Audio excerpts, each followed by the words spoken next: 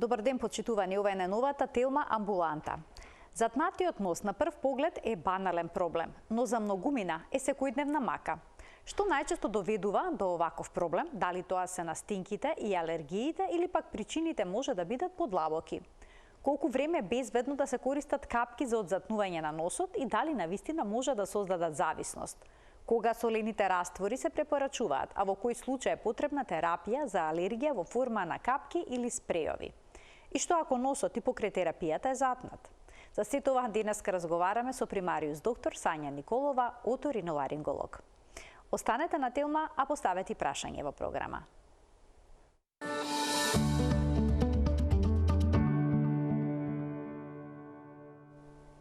Во денешната телма амбуланта ја отвораме дилемата дали капките за нос се решение или замка. Ова прашање ќе го патиме на примариус доктор Сања Николова, оториноларинголог во Здравствениот дом Железничар. Добар ден и добре дојдовте во емисијата. Ви благодарам на поканата и секогаш со задоволство сум гостин во оваа емисија, пред се поради професионалниот однос на водителката. Доктор, ќе ви благодарам многу. Тоа не е само моje мислење, значи на многу колеги. Овој комплимент на вистина многу ми значи, особено затоа што доаѓа од вас. Денешната емисија ќе отвориме со причините кои што најчесто доведуваат до затнување на носот, односно до отежнат проток на воздухот низ него. Некои секоја сезона на алергии ја минуваат со затнат нос, други пак мака мачат во сезоните на вирусни инфекции, бидејќи носот е растечен и затнат. Но дали се тие основните причини или пак можеби предизвикувачи има и други? Една од најчестите причини за доаѓање кај оториноларинголог е затнат нос. Значи, може да биде сосема банална причината, да речеме еден назофарингит или во народот познат како настинка, кој што оди, нели, со затнат нос, со течење на секрет од носот, со болка во грлото, може да има покачена температура, може да нема, предизвикан од различни видови на вируси, и може да биде сосема поинаква причината за затнатоста на носот. Значи, се до тумори во синоназалното подрачје, кои што се навистина ретки, меѓутоа сепак може да постојат. Така да причините може да бидат многу варијабилни. Секогаш велиме дека во колку затнатиот нос трае до 7 дена, се препишува на една обична настинка. Меѓутоа, ако трае подолго од 7 дена, во тој случај треба да се види, да се побара причината за оваа состојба. А дали сувиот воздух, загадениот воздух или пак прашината може да доведе до хронично влошено дишење низ носот? Значи, секако сувиот воздух, загадениот со ПМ честички воздух, доведува до хронично оптеретување на носната легавица. Значи, самата носна легавица е изградена од еден цилиндричен епител кој што има малецки трепки на краевите и која е всушност работата на носот. Носот е поставен на влезот од респираторниот систем, односно од дишниот систем, и тука треба воздухот да дојде, да биде прочистен, да биде навлажнет и затоплен. Тоа е улогата на носот. И само така подготвен да се симне во долните дишни патишта, односно во белите дробови. Кога оваа функција на носот е нарушена, следна нарушена функција ќе биде на белите дробови. Сега, кога вие имате зголемено оптеретување на носната легавица, постојано да се брани од зачаден воздух, од дим, од работен процес, некои работат нели во загадени услови, во тој случај ние постојано го оптеретуваме носот и доведуваме до една состојба означена како еден хроничен ринит. Оваа состојба ќе се манифестира со зголемување на носната легавица и консекутивно ќе имаме затнат нос. Секако може да се јави зголемена секреција на густ мукоз, односно секрет од носот, се со цел нели носот да ни ги одбрани долните дишни патишта од нивното загадување. Меѓутоа тој ќе биде оптеретен во неговата функција и на крајот ќе престане да ја извршува како што треба. А зошто обично носот се затнува уште повеќе кога ќе легнеме, односно се влошуваат симптомите? Тоа е поради гравитацијата, значи во лежачка состојба настанува гравитацијски влечење на секретот према долу и автоматски нас ни се блокира назофарингсот, задниот дел од носот и имаме отежнато дишење во лежечка положба. Затоа и ги советуваме, значи кога имаш затнат нос, значи во една подигната глава да можат да спијат, малку подигната, повисока перница, бидејќи во колку е на водорамна положбата, ќе му пречи поради гравитацијата. Кога е затнат носот, обично дишаме на уста. Дали тоа може да создаде дополнителен проблем? Секако, значи ја избегнуваме она прва бариера на носот, односно нас устата ни служи за јадење. Таа е влез на дигестивниот систем, а не на респираторниот тракт. Така да воздухот ниту ќе биде прочистен, ниту ќе биде навлажнет, ниту пак доволно затоплен, бидејќи во самиот нос има доста сложена градба. Ако ние гледаме само како носна пирамида, меѓутоа внатре имаме носни школки, кои што се кавернозни тела, односно тука голема количина на крв циркулира, за да може да направи затоплување и навлажнување на воздухот кој што го вдишуваме. Кога ќе појдеме на лекар поради затнат нос, како се прави разлика? Дали причината е некоја вирусна или пак бактериска инфекција, може би синузитис стои во позадина, алергиска некоја реакција или пак полипи, значи вака, искривување на носната преграда? Многу причини постојат за затнатиот нос. Значи настинката, алергијата имаат исти симптоми. Тоа е, почнува со една кивавица, нели чешање на носот, секреција која што е безбојна и затнат нос, не можам да дишам. Меѓутоа, кај настинката симптомите ќе траат до 10 дена, додека во колку продолжат 2-3 недели, во тој случај веќе размислуваме или за алергиски ринит или за вазомоторен ринит. Меѓутоа, самиот оториноларинголог прави преглед, прави предна риноскопија, односно со посебен апарат, спекулум, се шират носните шуплини за да може да се види што е причината за отежнатото дишење на нос. Значи, може да имаме зголемен секрет, кој што може да биде од еден мукозен, обичен, серозен, па се до гноен секрет. Па велиме дека имаме и пурулентен ринит, односно воспаление од бактериска природа на носната слузница.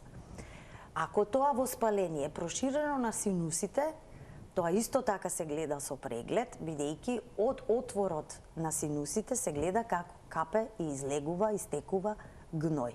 Значи веќе настанал еден пурулентен, односно гноен риносинузитис.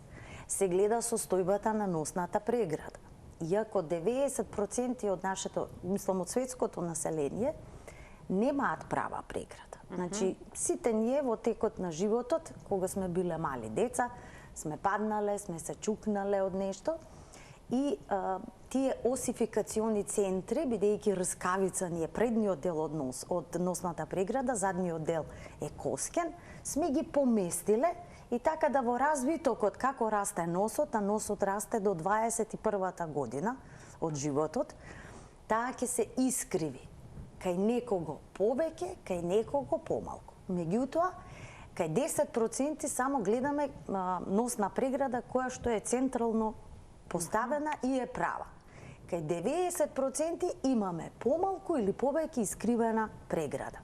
Меѓутоа, се зависи колкав е степенот на искривеност, дали е во предниот дел од носот, дали е во задниот дел од носот, но не сите што имаат крива преграда имаат затнат нос. Се зависи од степенот, значи колку е таа искривена. Меѓутоа, да речеме, ќе дојде пациент кој што има крива преграда и ќе рече мене ми е затнат носот 3 месеци. Дали треба да го оперирам носот? Не му се искривила преградата пред 3 месеци. Значи, настанала некоја друга состојба дополнително на искривената преграда.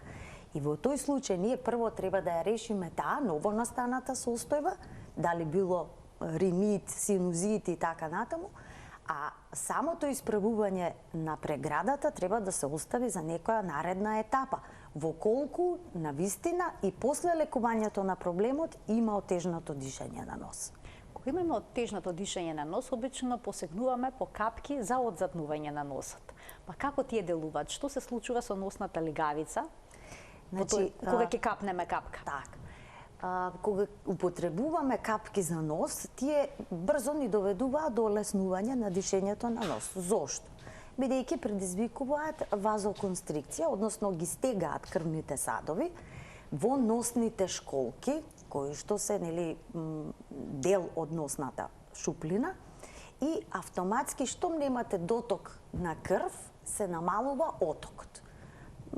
Веднаш настанува тоа олеснување на симптомите, за 5 минути веќе имаме олеснување. Меѓутоа, секогаш пишува во упатството за капките за нос дека употребата е до 5 дена. Велиме ние, во медицински индикации можеме и до 7 дена, во ретки случаи каде што имаме тешки воспалителни процеси, ние по совет на лекар можеме да ги дадеме и до 10 дена. Што се случува? Значи, самата вазоконстрикција го намалува дотокот на крв во носната слузница. И тоа е се во ред кога е краткотрајно, 3-5 дена и така натаму. Меѓутоа, овие клетки од носната легавица, бидејќи не добиваат доволно храна, остануваат гладни. Значи, тие бараат помош. Како ја бараат? Значи, испуштаат вазоактивни материи во околината, за следниот пат, кога ќе дојде приливот на храна, да можат добро да соберат од храната, бидејќи знаат дека за кратко време приливот на храна ќе им биде запрен. Така да они кога доволно ќе се прошират крвните садови, настанува повторно затнување, меѓутоа влошување на првобитното што било. И така оди целиот магичен круг. Значи, ако капките прво делувале 8 часа, ќе се намали нивното дејство, ќе траат 6 часа. Па пациентот ќе мора за 6 часа повторно да прсне или да стави капки. Потоа се скратува на 4 часа, па на 2 часа, па бил затнат, па сега без капките воопшто не може да дише и настанува еден медикаментозен ринит, ние го викаме, или зависност од капки. Значи, реална е таа зависност од капки за нос? Да. И тоа... Може еднаш да капнеме, односно да почнеме да користиме и потоа цел живот да носиме капки со нос? Да. За нос со себе? Да. Имам пациенти кои што употребуваат едно шишенце капки или спреј за носот во 2 дена. Значи, буквално не излегува од дома, ако нема капки за нос дома, мора да ги набави, како и секоја друга зависност, нели? Луѓето кои што се зависни од цигари, значи не може да замисли дека дома ќе нема цигари. Истото се случува и со зависноста од капките за нос. Колку е таа честа? Многу честа. Многу честа, бидејќи проблемите со носот стануваат многу чести. Ако некогаш алергискиот ринит била многу ретка причина за затнат нос, во денешно време секој втор човек во нашата држава или трет има веќе развива еден вид на алергиски ринит. Иако порано, кога сме оделе на конгреси, беше главен акцент светски и европски алергискиот ринит, леле, ние ќе се чудевме зошто толку акцент се става на алергискиот ринит, меѓутоа сега гледаме зошто, бидејќи кај нас станува доста популарен. А дали капките за нос, бидејќи вршат вазоконстрикција, односно стестување на капиларите, може да доведат и до покачување на крвниот притисок? Ке влијаат ли на лековите кои што се за намалување, односно за регулација на хипертензијата? Значи, капките за нос имаат исклучиво локално дејство, теоретски можат да делуваат и на други делови, меѓутоа многу малку е тоа влијание и да речеме и кај бремени жени, капките за нос, бидејќи даваат вазоконстрикција, теоретски се смета дека може да предизвикаат и вазоконстрикција на крвните садови од плацентата. Меѓутоа, краткотрајната употреба, 3 до 5 дена, не би требало да даде видно покачување на крвниот притисок, особено кај пациенти кои што си примаат антихипертензивна терапија, значи они редовно си примаат терапија. Инаку може да се јави и како тахикардија и нервоза. од употребата на капките за нос. Меѓутоа, безбедно е користењето само кратко време. Безбедно е за употреба кај деца? Кај деца, да. Безбедно е. Сега, капките се регистрирани кај нас за употреба на децата од 2 годишна возраст. Пред 2 годишна возраст се употребуваат хипертонични раствори на морска вода. Меѓутоа, во колку се исклучиво тешки симптомите, и замислете вие едно мало дете кое што има затнат нос, а треба да цица, да прими храна. Значи, тоа е голем проблем за едно мало дете, значи се препорачува употреба на солени капки, па мајката да го аспирира секретот, со цел да се овозможи проодност на носот, бидејќи детето не може да дише и да цица во исто време. Значи, му е оттежната исхраната со само едно затнување на носот. Во одредени состојби, значи веќе од 1 година, по лекарски надзор ги даваме и капките за нос. Кога имаме тешки отити или воспаленија на средно уво или вакви проблеми со исхраната кај едно дете, можеме да ги употребиме. Ги споменавте солените раствори, односно растворите со морска сол, споменавте хипертонични, но има и хипотонични, има изотонични раствори. Која е разликата? Значи, изотоничниот раствор е физиолошки раствор, односно концентрацијата на натриум хлорид е 0,9%, односно она што ја имаме концентрација и ние во крвта. Овие раствори, зошто ги користиме? Ги користиме пред се за тоалета на носот, односно испирање. Ние сме научени редовно да ја чистиме устата, забите, меѓутоа на носот, тоалета, никој ретко кој прави.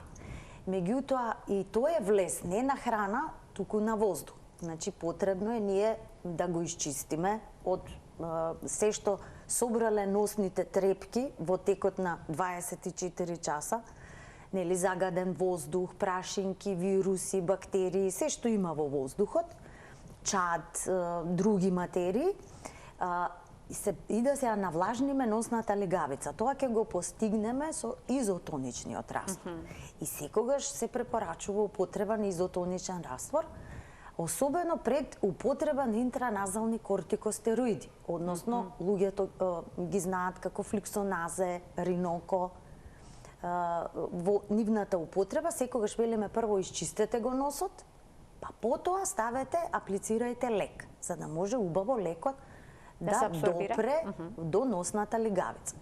Додека хипертоничниот раствор треба покрај ова што ќе ја исчисти легавицата, меѓутоа, бидејќи по осмотски пат, како хипертоничен, ќе ја придвижи водата. Значи, ќе го намали отокот од носните школки, од носната легавица и ќе ни служи и за одзатнување. Значи, хипертоничниот раствор всушност може да го одзатне носот и да овозможи полесен проток на воздух, но и полесно истекување на секретот. Така е. И кога имаме густ секрет, некогаш позади носот, поради различни процеси во носот, вика, имам секрет, го осеќам позади, ама нити можам да го голтнам, нити можам да го издувам преку носот. Тој стои позади носот, во епифарингсот. И сега, особено во такви ситуации, ние препорачуваме, нели, употреба на хипертоничен раствор, за да може да повлече вода тој густ секрет, да се растечни и да може пациентот полесно да го изфрли. А хипотоничен? Хипотоничен не употребува. А тоа не се употребува. Не. Изотонични и хипертонични во назалната шуплина може да се употребуваат. А што е со домашно приготвените солени раствори? Солена вода, кога ќе си подготвиме дома. Дали е тоа безбедно за употреба? Вака сега. Некои носат и морска вода во шиша. Сега, особено за морската вода што ја носат, да им назначам, дека кога ќе ја земат морската вода и ќе рече ја нацрпивме од лабоко и таму. Значи, морската вода е еден животински свет внатре. Има алги, има планктони, има бактерии, се и се што. И замислете вие, немате ултравиолетово зрачење од сонцето, кое што го имаме во морето, во контактот со нели со сонцето се прави една ултравиолетова филтрација на таа морска вода, ќе ја затворат, па е топло, па таму тие си имаат идеална температура, бактерии, габи, вируси, се што има во водата, па си се размножуваат и вие носите дома едно животинско царство, кое што потоа, ако го употребите дома, нели за испирање на носот, вие можете таква инфекција да добиете, дури и микотична, односно фунгална инфекција, што таква работа никако не треба да се препорачува. Значи, морската вода служи кога се капиме во море, да си ја искористиме на најдобар можен начин, но не да се складира и да се носи дома. Затоа се продаваат, значи, спреови кои што се морска вода, меѓутоа се стерилни. Значи, тие ги имаат од странето сите микроорганизми и жив свет што го има во морската вода, за да можат безбедно да се употребуваат дома, а никако да се носи морска вода од одмор дома за домашна употреба. Сега, она што ние можеме да го подготвиме, например, има едни посебни како чајници, како Аладинова ламба личат. Така. Значи, тие треба да се стави топла вода на 37 степени, односно млака да биде, и во кесички се продаваат, кои што се ставаат во таа топла вода и веќе имате добро подготвен раствор, изотоничен или хипертоничен. Кога ние сами ја подготвуваме со морска вода, не знаеме каква ни е концентрацијата на солта. Може да ни е, обично во носот се употребуваат од 2 до 3,5% хипертоничен раствор. Најчесто се 2,3 и имаме до 3,5%. Веќе се што е над тоа може печење да доведе до иритација на носната легавица, што значи дека не ни е најбезбедно во колку ние сами го подготвиме, бидејќи не знаеме во која концентрација. Концентрација е. Инаку ако е водата, нели, исправна сето тоа, нема проблем, но најбезбедно е веќе ние ако го правиме во одредена количина, одредена кесичка. Таа точно ќе има концентрација како што е наведена на упатството од кесичката. Колку време може да се употребуваат хипертоничните раствори? Хипертоничните може долго да се употребуваат. Ти што се со голема концентрација? Со голема концентрација. Значи, вие можете да се бањате во море, во океан, ако живеете во постојано во топол крај, без никој не ви забранува. Истото и со морската вода, таа хипертоничната, како да се бањате во море. Значи, може да се јави, ако се, да речем, повеќе пати во текот на денот се употребува и после долготрајно, иритација во смисол печење, дразба на носот, чувство на сувост, но може да се употребува исто долго време. Може да се употребува во комбинација со капки за нос за одзатнување некои што прават вазоконстрикција или нема потреба? Нема потреба, значи или едното или другото. Значи, меѓутоа, овие што се зависници за капки од капките за нос, тие кога ќе ги, нели, доаѓаат кај нас на преглед и бараат решение. Ние ќе им речеме, употребувајте, нели, сега хипертоничен раствор на морска вода, но кај нив тоа не предизвикува олеснување на тегобите. Имаме веќе еден сериозно пореметување на таа функција на носот и тука веќе правиме еден план како да се откажат од капките за нос. Што препорачувам јас? Значи, прво правам преглед, нели, да ја видиме позадината на заднатиот нос.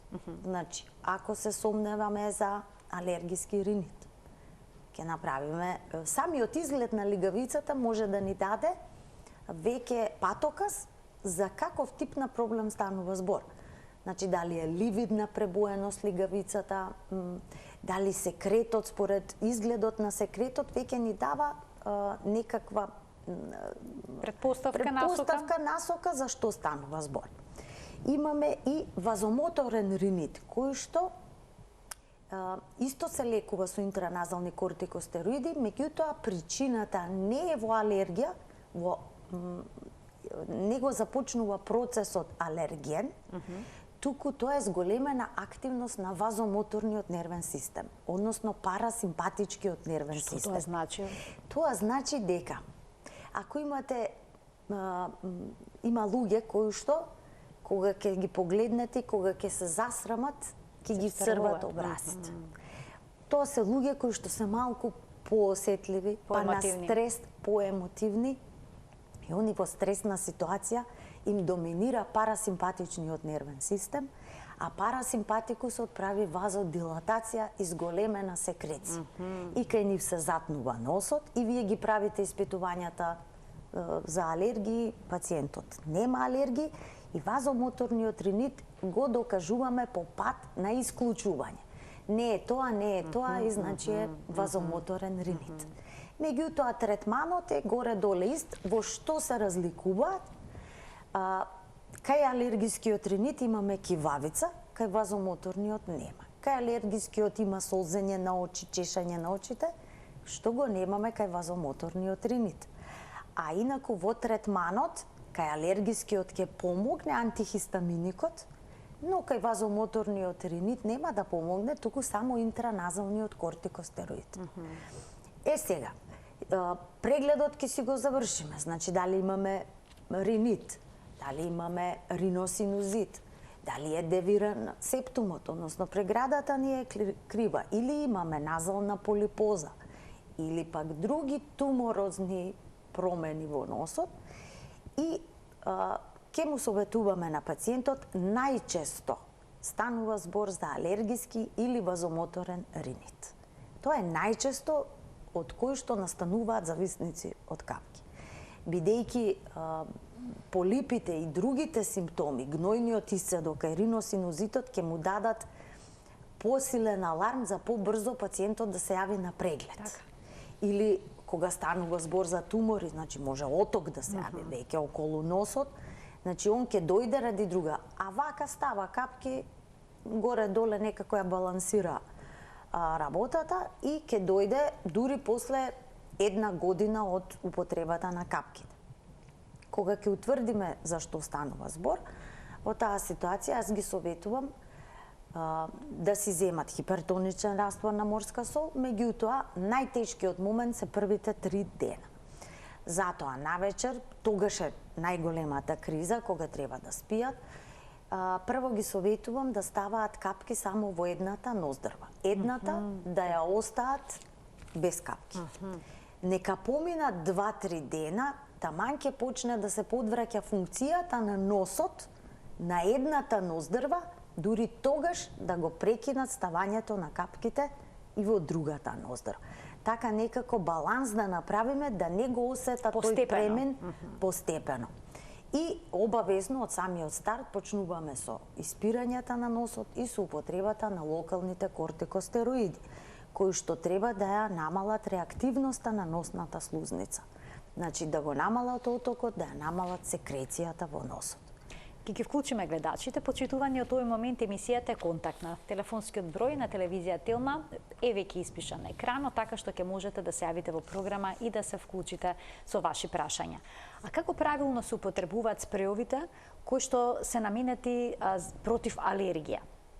Значи тие се тие кортикостероиди кои што ги споменавте пред малку. Значи има многу како да речам, уплав имаат пациентите кога му речеш дека треба да става кортикоспреј во носот.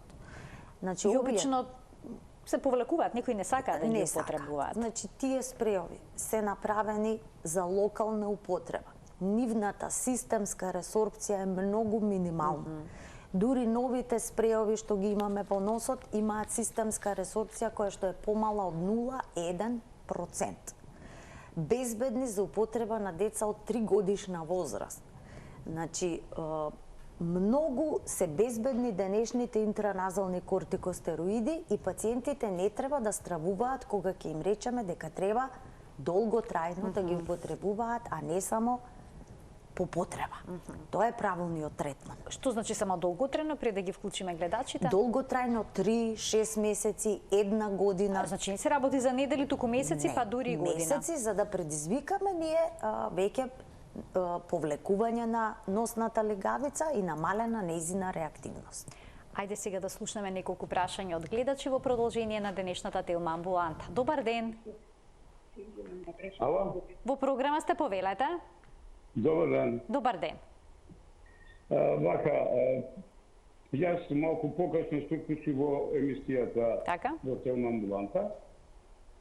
Па не сум баш информиран за сите детали кои ги имате кажано, можда се... Добро, во ред, но кој е вашето прашање? Сте го имале во емисијата. Дали ме разбирате? Така, ве разбравме одлично, кој е вашето прашање? Вако. Заинтересиран сум лично за себе. Јас, ако ви кажам една работа, мислам дека многу слушателите не го знаат, им дојде интересно. Јас имам сега 75 години. Примам капки за нос од 18 години, бидејќи имам многу незгодна повреда, физичка повреда на носот. Не е толку груба изразена, меѓутоа имам проблем затоа што коската, носната коска е изместена. Така. И јас, верувате, дека од 18 до 75 години сега зимам капки за нос. Зимав едно време од период, кои беа поевтини, сега се многу скапи, па сега употребам малку... Така, некои други капки. Колку пати на ден ставате капки? Меѓутоа, ве молам, некој да ме прекинува на телефонот. Вака, се уште ги примам. Верувате, не ве слушам вас, ве молам, само да докажам иначе, ако ве слушам вас, ќе додам во заблуда, што сакам да ви кажам. Значи, вака, јас се уште ги примам. Верувате дека капките за нос, што се уште ги примам, ако не се они, јас ќе се углушам и ќе умрам. Да не ме верувате, делата нозреви ми се затнува. И готово не можам, ако не земам капки, ја ќе се углушам или треба да... Така, ние токму за тоа зборувавме во денешната Телма амбуланта за зависноста од капките за нос. Предпоставувам дека ќе може гледачот да ја пушти емисијата на YouTube и да ја изгледа од самиот почеток, бидејќи нема да имаме време сега детално да се навраќаме на сите детали, но спомена дека му е искривена носната преграда. Дали капките за нос се решение во овој случај или треба да се пристапи кон нешто друго за да се олесни дишењето? Значи, кај овој пациент, гледате капките за нос, кога ќе ја повлечат лигавицата, он диша. Значи, треба да се проба со интраназални кортикостероидни капки, колку може медикаментозниот начин да му помогне во дишењето. Кога медикаментозниот начин не помага, во тој случај значи ни останува само оперативна интервенција. Но што значи за некој што толку долго време прима капки за нос? И кај него треба преглед да се направи. Сега, самата интервенција кај волку возрасен пациент може да биде изведена. На негов, како да речем, тоа не е животно загрозувачка состојба, меѓутоа гледате од 18 години он не дише како што треба на нос. Сето тоа влече други последици. Појава на слип апнеа, покачен крвен притисок, појава на срцевите проблеми со срцето. Значи би требал овој пациент, за него правилно решение би било многу одамна да ја оперира носната преграда.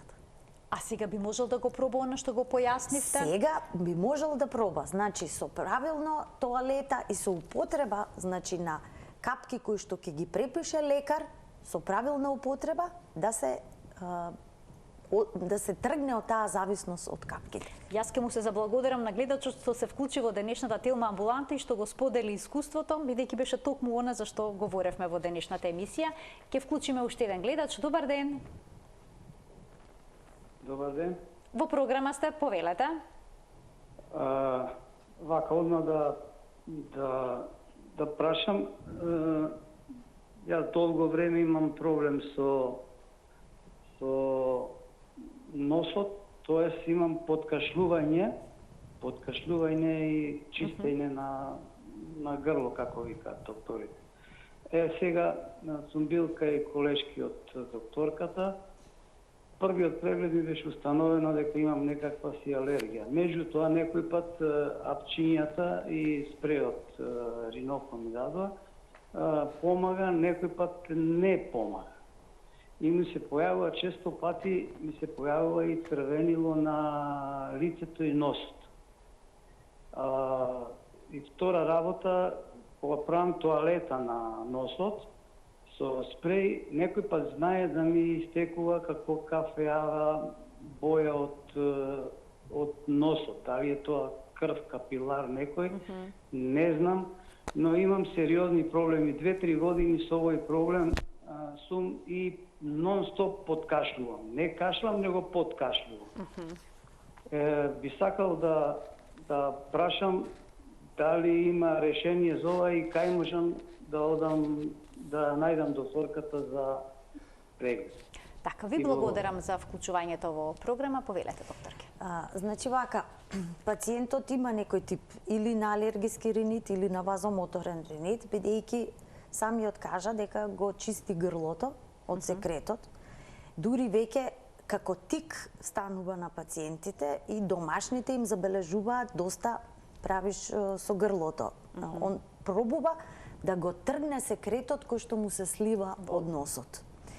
Сега, лек за алергија, лек како лек, постои само десензибилизацијата, односно вакцините, што се кај алергиските ринити, за да може да го десензибилизираме тој организам веќе да не реагира на домашна прашина, на полени и така натаму. Но целата терапија во однос на алергискиот ринит е симптоматска. Значи, ние ги олеснуваме симптомите. Што значи тоа? Тоа значи дека пациентот, ако се лекувал 3 месеци, не значи дека е излечен. Бидејќи после 3 месеци или кога ќе дојде сезоната за алергија, тој повторно ќе има симптоми. Значи, веќе им кажувам на пациентите, треба да бидете сам свој доктор. Значи, они најдобро осеќаат кога имаат потреба од симптоматска терапија. Значи, кога ќе почне голицкање во грлото, затнат нос, чешање, кивавица, слевање на секретот, веднаш да почнат со употребата на лековите кои што им се препишани од докторот. Кога симптомите, значи таа сезона поминува, можат да направат пауза. Дури во новите еуфореа водичи се оди на тоа и дека и доживотно можеби ќе треба да ги употребува спрејовите за нос. Само многу е важно правилната употреба, бидејќи овие кортикостероидни спрејови можат да дадат нуспојава, а тоа е чувство на сувост и печење во носот, но и појава на сукрвица. Бидејќи пациентот кажа дека има кафена, веќе има кафен. Тоа не е причина да се прекине терапијата, но треба убаво да им се објасни на пациентот како да го аплицираат спрејот. Значи, спрејот треба да се аплицира, врвчето од спрејот, значи, да биде поставено секогаш кон ушите. Значи, самиот врв не треба тоа многу да биде пикнат спрејот натре, значи врвот на спрејот секогаш да биде насочен латерално. Јас им кажувам кон ушите. Значи, таму е носната легавица, таму таа спрејот ќе делува. Во колку го прскаат право или кон преградата, само ги оштетуваат крвните садови од преградата и тоа е локус минорис, односно велиме тоа е проширување прават на крвните садови од носната преграда и се појавуваат, може да се јави и крварење од носот, но и оштетување на другите крвни садови во носната легавица.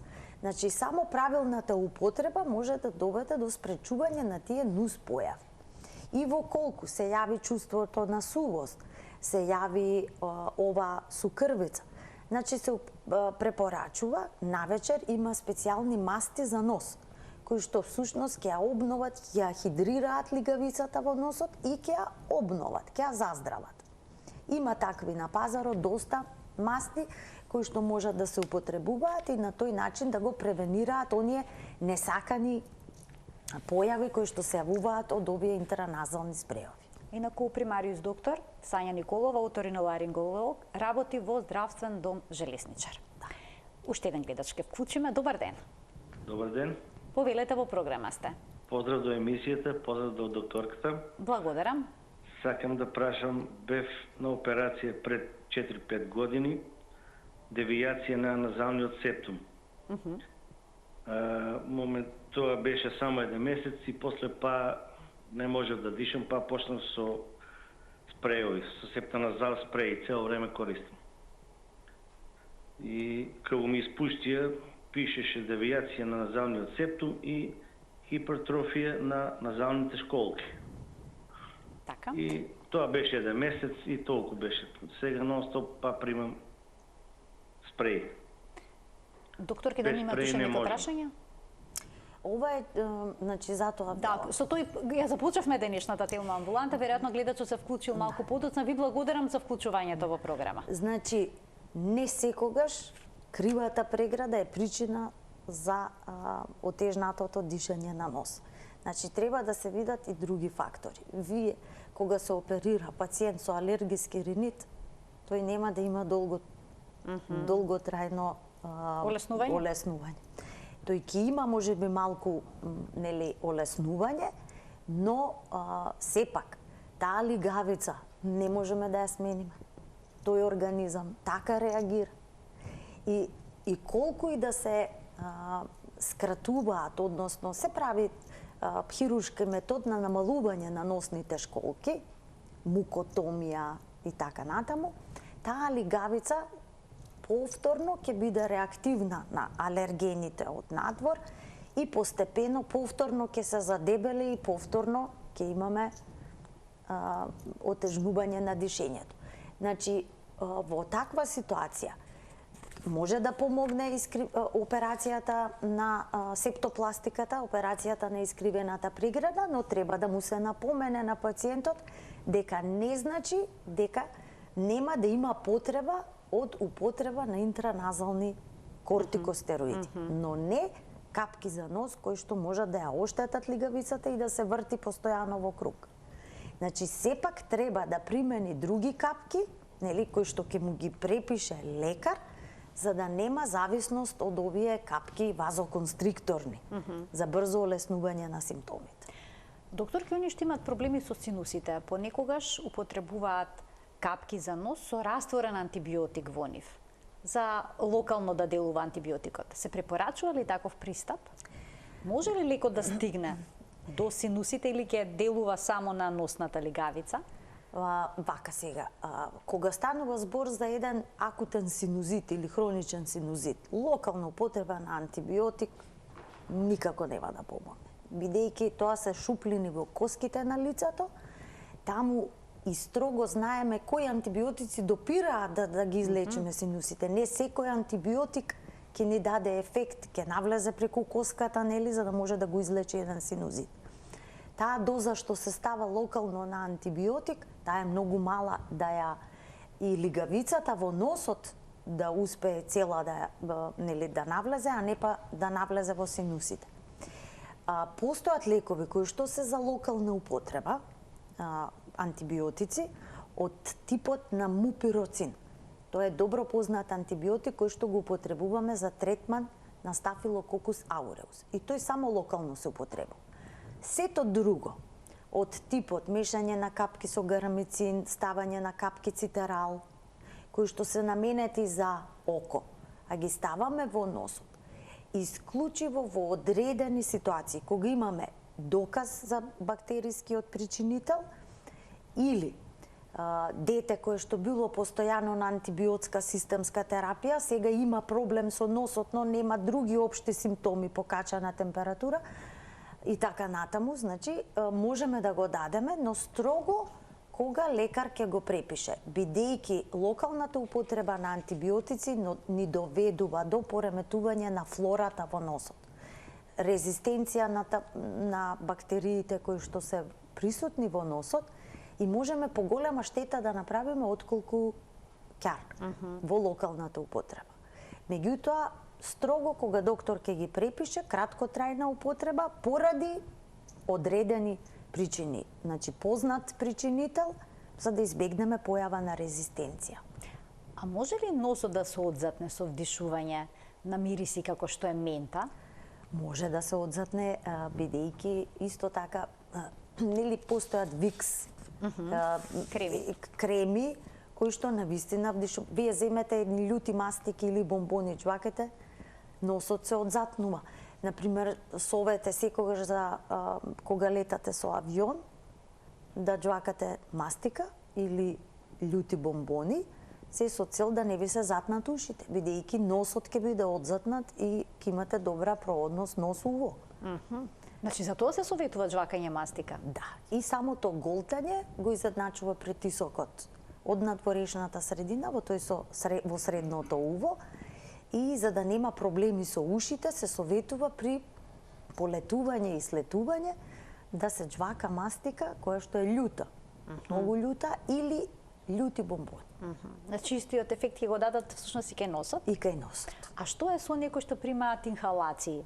Со инхалатор, дали парејата водена од инхалаторот и може да помогне при одзатнувањето на носот? Значи, некогаш се додаваат и кортикостероиди во... Да, тогаш се прават инхалации, секако дека ќе помогне. Во колку има кортикостероиди, да, иритабилноста на легавицата ќе биде намалена, а само физиолошки раствор ако се инхалира и тој има добра улога во носот, бидејќи ќе ја навлажни лигавицата, ќе ја исчисти. Ако има густ секрет, ќе овозможи тој да биде полесен за исфрлање, бидејќи ќе се самиот секрет од толку густ ќе стане потечен, полесно да се исфрли, така да може да се употребува и со инхалатор и нели со пареа, меѓутоа да не биде врела. Пареата. Бидејќи порано знаевме над тенџера да вдишуваме топла вода со камилица. Ама малку нека се олади. Добро, да се олади, да не биде врела. Да не биде врела, бидејќи може и опекотини да се јават во носот. Внатре, да се оштети лигавицата. Кога е врел воздух, вие имате и опекотини. Така, значи внимателно со тоа. Колку често се среќавате со пациенти кои што имаат проблем со затнат нос и кои што употребуваат редовно капки? Многу често. Ако кажам дека 1/3 во денот се пациенти со затнат нос, сигурно. И да сублимираме сосема на крајот, внимателно при користењето на капките за нос. Значи, ако ви е затнат носот повеќе од 2-3 недели, обратете се на лекар, за да не се дојде во состојба да предизвикате медикаментозен ринит, односно зависност од капки. Лекарот ќе утврди вистинската состојба, која е позадината на оваа состојба, да даде правилни насоки, бидејќи таа состојба не е краткотрајна. Долго време ќе се провлекува, му го оттежнува животот на пациентот. Велат дека потешко се функционира со алергиски ринит отколку со бронхијална астма.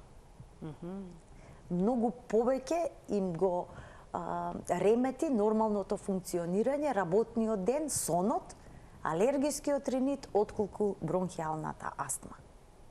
Доктор, ке ви благодарам многу за вашето денешно гостување во Тилма амбуланта. Задоволство беше да се разговара со вас, на вистина корисни совети и препораки за нашите гледачи. Ви благодарам за поканата и се гледаме наскоро. Се гледаме повторно во емисијата, а со гледачите се гледаме секој работен ден на Тилма во 12 часот и 50 минути, кога зборуваме за здравјето и начините за оздравување, но и подобро здравје. Ви посакувам пријатен ден.